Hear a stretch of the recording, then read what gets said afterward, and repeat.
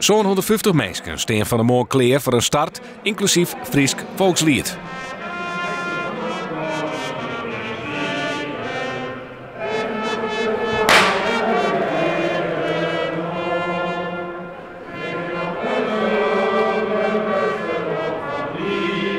Mijn levensstijl is veel lopen. Ik loop 300 kilometer in de maand.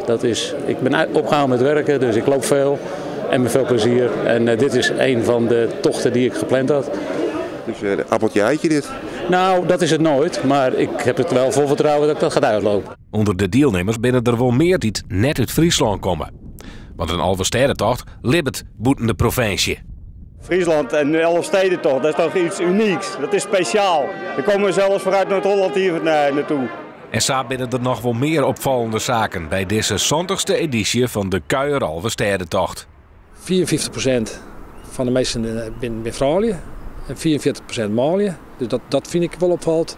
40% die voor de jongen is dood voor de eerste keer. Die rent voor de eerste keer mee. Dat vind ik ook wel opvallend. Wat juist is dat een trainer boeten Friesland bij komt. En we hebben zo'n 15 boetelanders. De start wie voor het eerst in de Alverstedenhal. En dat pakt goed uit. Al vrij snel gaan we naar Boetentaan, naar Boetenljout. Langs het Van Haarsma-kanaal en dan gaan we zo naar Weiden. Dus een oren start van de route. Is dit een kwarter eerste etappe daar terug? Ja, ietsje kwarter. Maar dat vinden mensen vaak niet erg, want de eerste is wel lang. Het is 50 kilometer ongeveer, dus als het ietsje kwarter wordt, dat vinden ze prima. Deze etappe eindigt in Sleert.